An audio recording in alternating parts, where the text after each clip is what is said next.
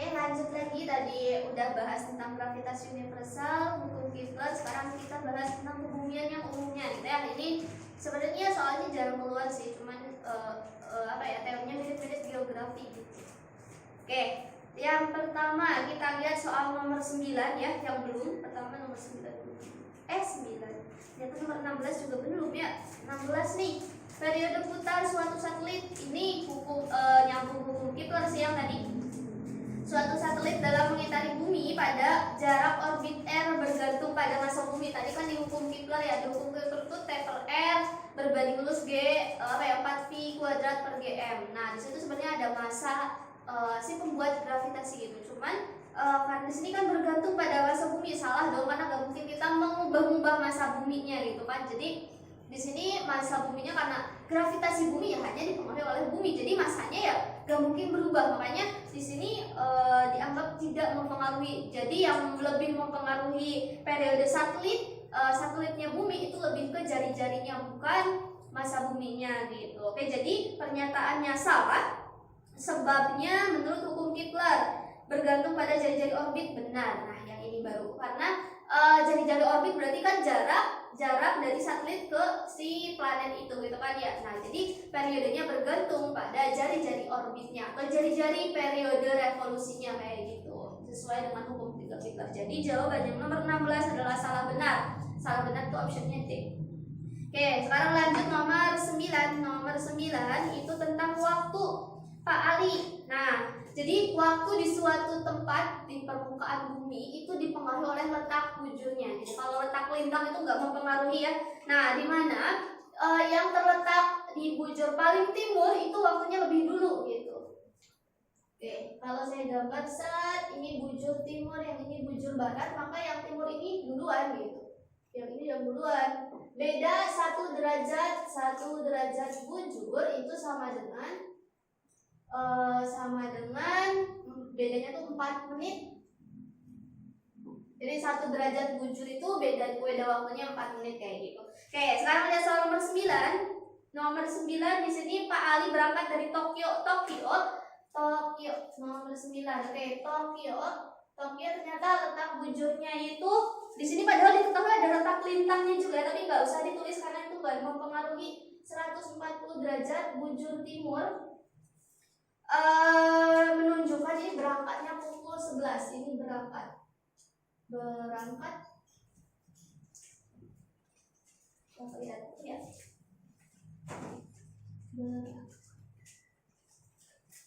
Berangkat pukul 11.00 kan waktu Tokyo.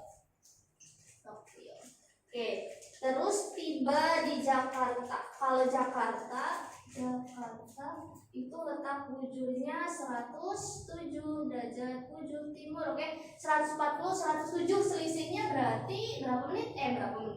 Berapa derajat? 40 kurangi 7 berarti 33. Nah, 33 derajat itu berarti kita kalikan 4 menit kali 4 menit. Jadi sama dengan 132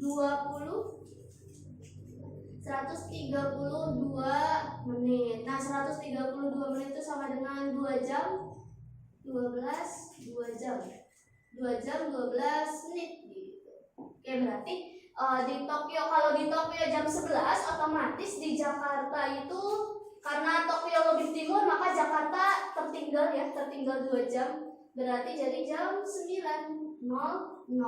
Lama penerbangannya itu 7 jam. Kalau di Tokyo jam 11 tambah 7 tibanya berarti 11 tambah 7 itu jam berapa? 11 tambah 7 18.00. Nah, kalau waktu Jakarta ya udah kurangi aja 2 jam. 18 kurangi 2 16.00. Atau ngitung dari sini juga bisa 9 tambah 7 16 gitu. Karena lama penerbangannya itu 7 jam. Oke, gitu. Jadi jawabannya yang dicari itu kan waktu di Jakarta. Waktu Jakarta berarti jawabannya yang ini 16.00. Jawabannya yang B. Gitu. Oke, terus masih tentang waktu. Selanjutnya nomor 10. Saat jam lokal di suatu tempat di Indonesia terletak pada, kalau nomor 10 itu misalkan di Indonesia itu ininya 98 derajat bujur timur gitu. Terus di Amerika itu 54, Amerika 54 derajat bujur barat. Berapa selisihnya? Kan yang ini kalau kita lihat set di sini ya, bujur timur kita anggap daerah positif, yang ini negatif. Kalau kita mau nyari selisih, berarti selisihnya itu tinggal 98 dikurangin 54 karena bujur barat gitu. 98 kurang 54, 8 tambah 4 12, bawah 1 10, berarti 15, 152 derajat. Nah, itu bedanya 152 derajat. 152 dikalikan, kita kalikan 4 menit dikali 4 menit berarti jadi 608 menit ya. 608 menit itu berarti sama dengan 10 jam 8 menit. Oke, kita lihat yang lebih timur duluan di Indonesia, berarti bedanya 10 jam ya. Di Indonesia itu jam 8.00. Di sini jam berapa gitu kan, pertanyaannya seperti itu. Kalau kita gambar set gitu kan, jam di Indonesia jam 8, berarti di sini tertinggal 10 jam ya. Set ini jam, nah jam 8 ini jam 7 ini jam 6 gitu kan. Set. Oke, 6 ini 5 ini 4 3. Oke, tertinggal 10, 1, 2, 3, 4, 5, 6, 7, 8, 9, 10. Berarti kalau di Indonesia atau di Jakarta ya jam 8 pagi, maka di Amerika mah baru jam 10 malam.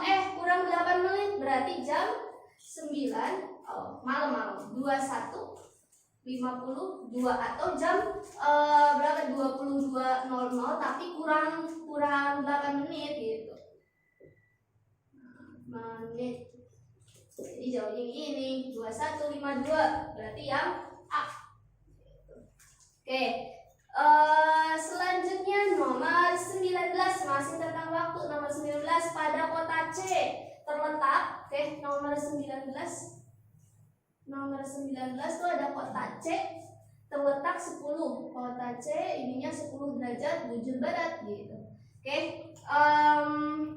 Jika kota A, di kota C itu jamnya 10.00.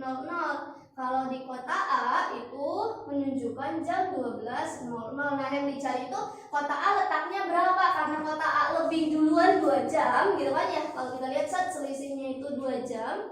2 jam itu sama dengan 120 menit. Kita bagi 4. Kalau dibagi 4 jadi bedanya itu 30 derajat ya nggak? Gitu. Dibagi 4.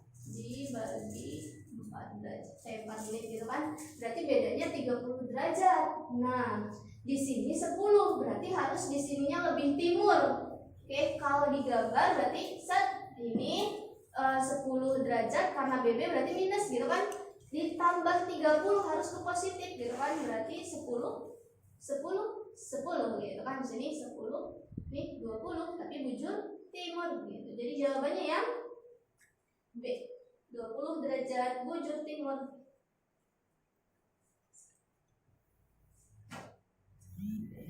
Oke, lanjut. Sekarang lihat soal nomor 7 yang belum nomor 7.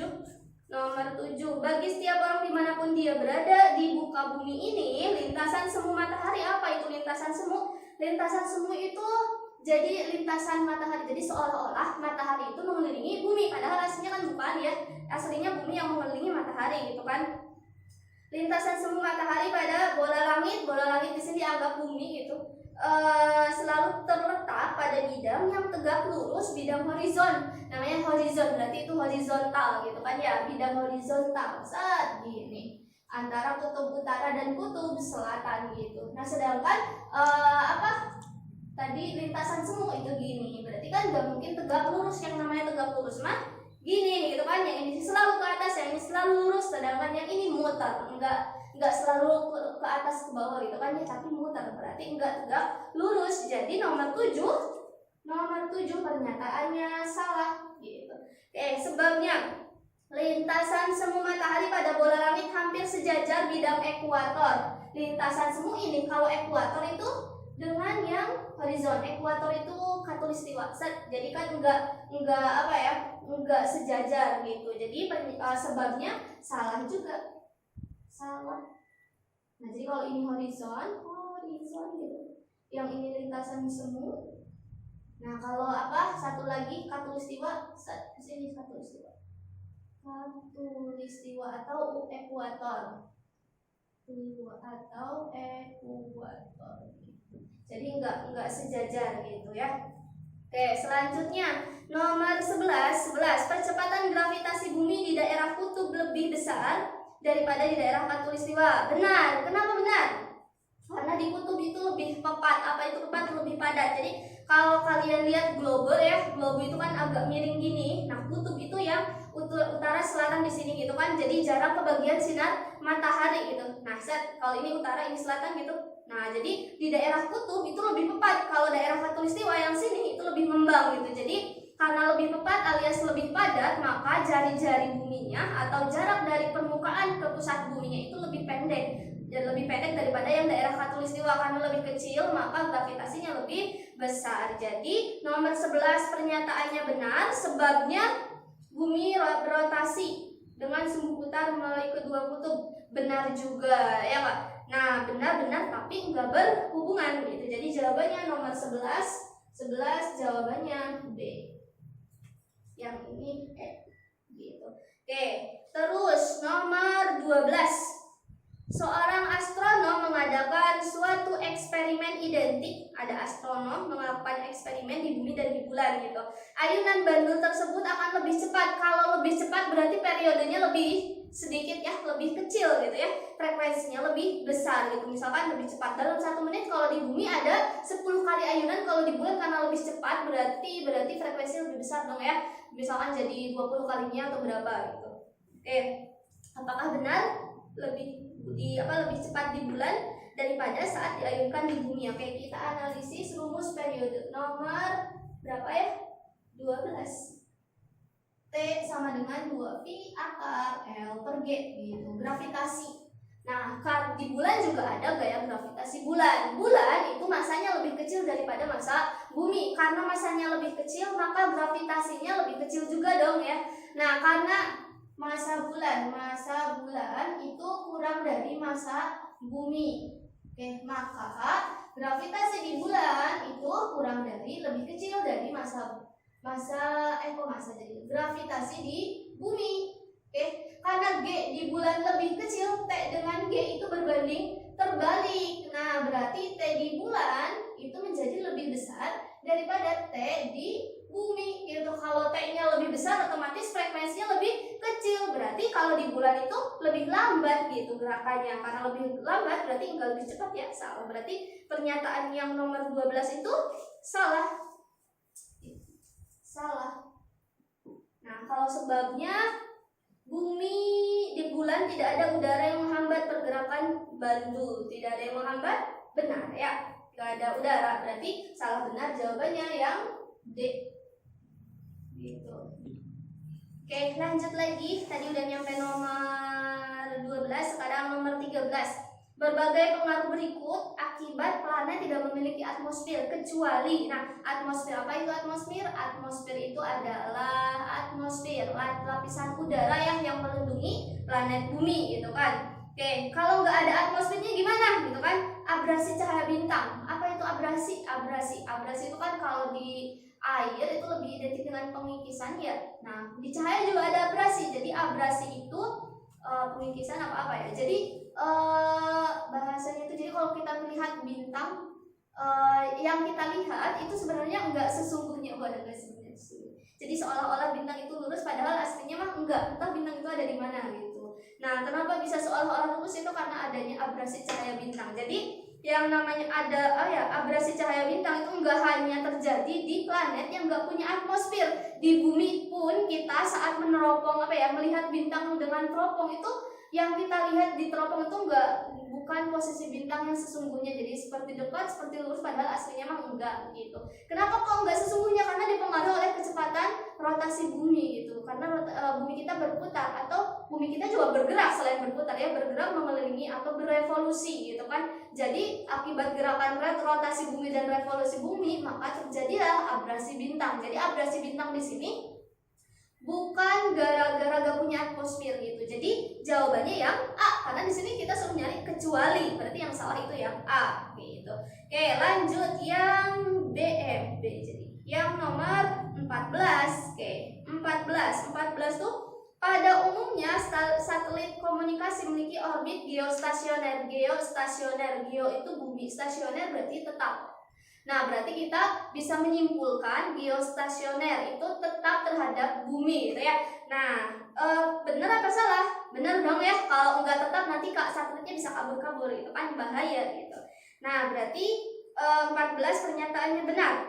Sebab periode revolusi satelit geostasioner sama dengan periode rotasi bumi. Nah, ini juga benar. Jadi kalau misalkan ini bumi gitu, ini satelit, kalau bumi berputarnya ke kanan, maka satelit pun ngikutin. Jadi rotasi itu kan berputar pada porosnya gitu kan. Bumi berputar sedangkan satelit mengelilingi bumi. Nah, gerakannya itu ngikutin gerakan rotasinya bumi. Jadi pernyataannya benar-benar berhubungan, karena yang dinyatakan yang disebut geostasioner tetap terhadap bumi itu gara-gara gerakan si satelit itu ngikutin atau sama dengan periode rotasi buminya gitu. Oke, jadi jawabannya yang A.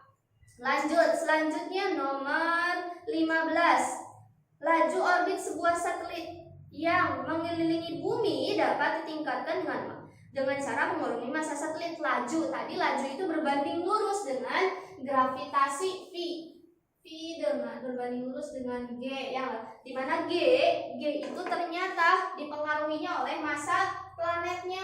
Nomor berapa ini?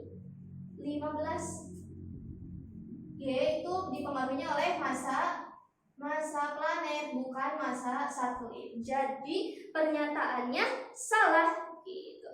Oke, terus sebab pada satelit yang mengorbit bekerja gaya gravitasi bumi, benar. Jadi salah benar jawabannya yang D. Kayak gitu. Oke, lanjut nomor 16 udah ya. 15, 21. Oke, lanjut 21 bola. Beberapa bola dijatuhkan dari sebuah menara setinggi 80 meter. Ternyata bola tersebut tidak jatuh tegak lurus di kaki menara gitu ya, tapi menyimpang ke timur. Hal tersebut terjadi karena rotasi bumi. Bumi itu berotasi dari mana coba? Dari barat ke timur gitu. Jadi jawabannya yang D. 21 jawabannya D gitu. Oke, lanjut nomor 22. Wah, di sini ngitung lagi nih. Suatu eksperimen dengan menjemur diketahui 22 diketahui A-nya sama dengan 1 meter. Terus apa lagi nih? Paralelogram massa M sama dengan 1 kg. C, kalori jenis 0,2 kalori per gram derajat Celcius. Suhu awal T1-nya sama dengan 30 derajat Celcius. Yang dicari suhu akhir. Nah, ada M, ada C, ada T. Delta T berarti itu hubungannya dengan kalau untuk menaikkan suhu di asas blank itu Q sama dengan MC delta T. Wah, M-nya dari mana? Nah, ini kurang diketahui satu lagi nih, ada flux matahari. Nah, besar flux matahari itu sama dengan 1370 Joule meter kuadrat per sekon. Oke, rumusnya apa hubungannya dengan Q ya? Kita lihat satuannya, flux itu Joule meter kuadrat per sekon. Berarti biar kita punya satuan Joule, Q itu satuannya Joule ya. Berarti Q itu rumusnya S flux. Karena ini pindah ke sini jadi biar ini Joule, M-nya ke bawah, S-nya ke atas. Flux kali T per A. Oke. Di sini satuannya joule meter kuadrat per sekon. Ini kilogram, ini meter kuadrat. Nah, yang ini kalori per gram, berarti harus kita konversi. Kalori, 1 kalori itu 4,2 joule, berarti 0,2 dikali 4,2 gitu kan, biar jadi joule. Nah, ini gram ke kilo itu naik 3 ya, berarti dikali 10 pangkat min 3 di bawah ke atas jadi positif 10 pangkat 3 gitu ya, berarti kali 10 pangkat 3 joule per kilogram derajat Celcius gitu. Oke, sudah jadi, tinggal dimasukin deh Q-nya flux. Ada T waktu kah? Setelah 10 detik, oh ada nih, T sama dengan 10 detik. Oke, berarti Q-nya flux ini 1370 dikali T-nya 10 dibagi A-nya 1. Wih, kali 10 per 1 sama dengan masanya 1 kilo. C, kalau jenisnya kita pakai yang udah joule per kilogram derajat Celcius 0,2 dikali 4,2, tulis aja dulu 10 pangkat 3 gitu, dikali delta T. Oh, delta T, T akhir dikurangi T awal, T2 min T1, T1 nya 30, berarti ini 10 nih, ada 2 pangkat 0 nya, berarti ini coret jadi 10 pangkat 1. 0,2 kali 10, 2 kali 4,2 itu 8,4 dikali T2 min 30 yang ini jadi 137 gitu. Oke, 137 dibagi 8,4 jadi berapa nih? Oke, yang ini bagi 8 sekitar 8,7 137 bagi 8,4 itu sekitar 1,6 63 sama dengan 10 pangkat 3 4,2 13,7 ya, 0,24. Oke, udah ketemu nih. Berarti ini 137 bagi 8,4 tuh 16,3. Jadi ketemu deh T2 nya 46,3 derajat Celcius. Jawabannya itu C. Oke, dua-dua sudah. Terus nomor 23. Ini nomor 23 itu tentang konstan pergeseran Wien. 23 lambda n dikali T sama dengan C-nya konstanta Wien. Di sini diketahui panjang gelombang 400, konstanta Wien 2,9. Yang dicari temperatur, berarti T sama dengan 2,9 kali 10 pangkat 3 min 3 meter Kelvin dibagi 400 nanometer. Nah, 4 dikali 10 pangkat min 7 meter gitu. 2,9 dibagi 4 berarti yang mendekati 7, yang jauhnya 7 itu yang 7250 Kelvin. Oke, lanjut nomor 24 belum ya, 24. Akibat dari pengaruh rotasi bumi. Apa itu rotasi? Rotasi itu pergerakan bumi pada porosnya. Bumi berputar pada porosnya. Oke, yang satu, timbulnya gaya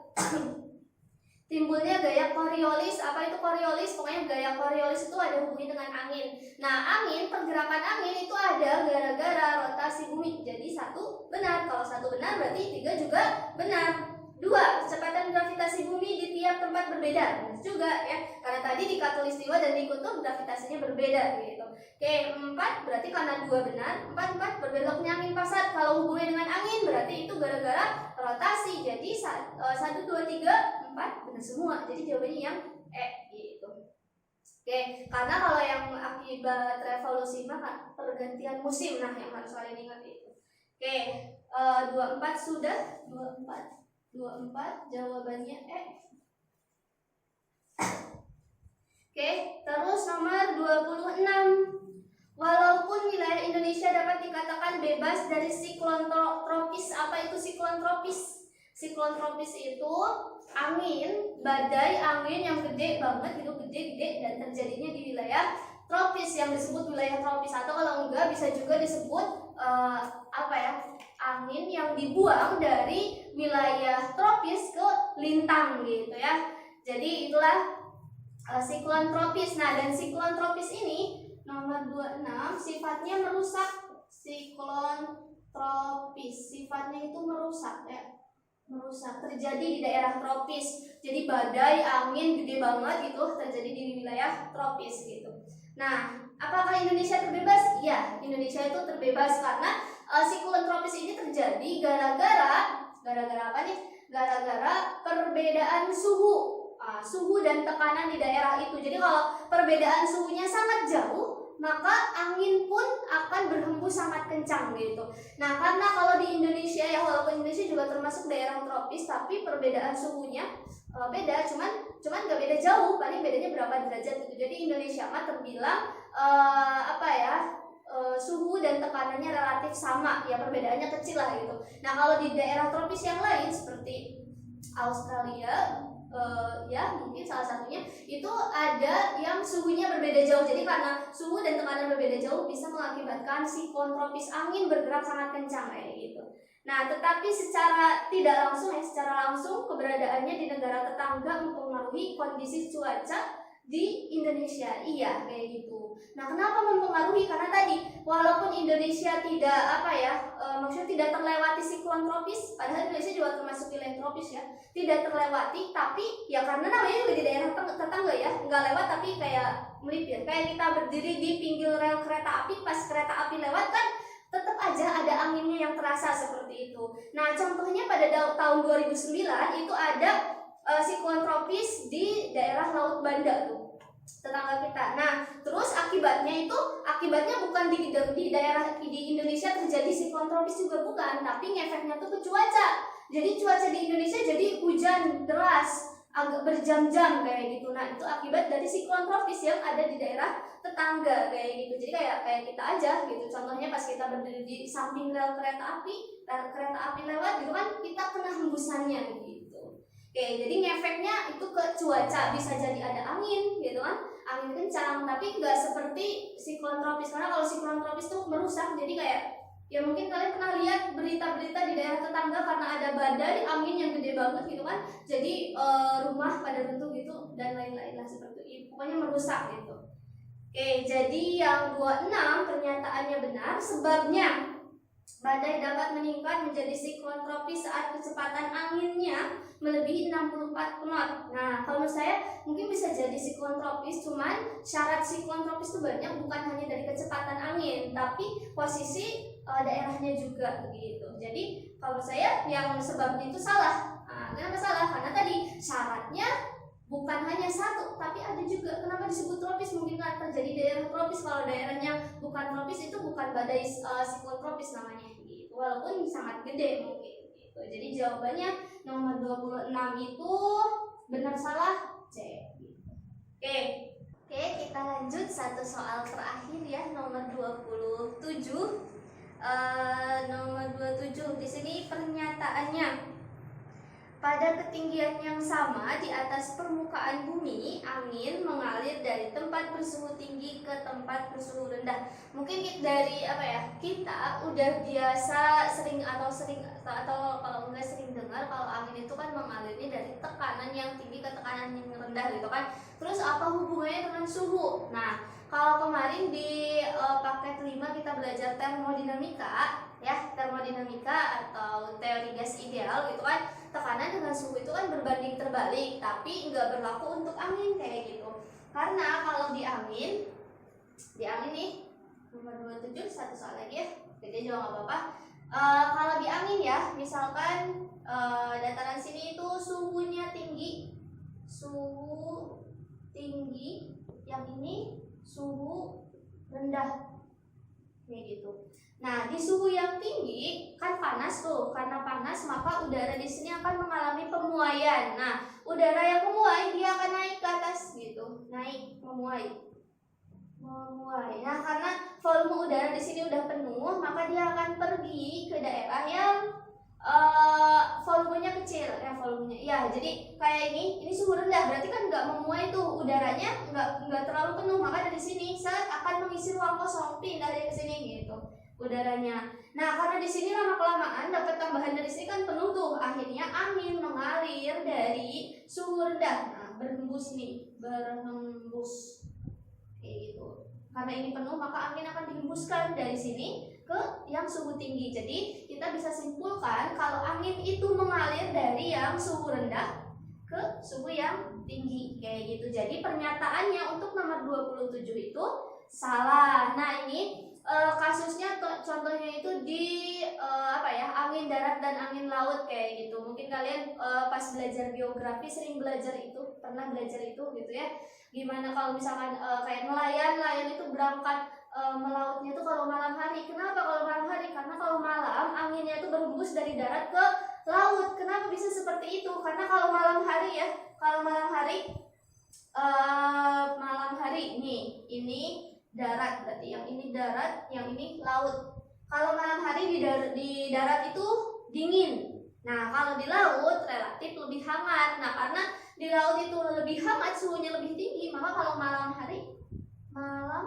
nah ini suhu di air laut itu udaranya akan memuai, pindah. Nah terus memenuhi udara di daratan sehingga angin dari darat akan dihembuskan menuju laut. Jadi nelayan pergi melaut di malam hari dan sebaliknya nelayan pulang di pagi hari, seperti itu.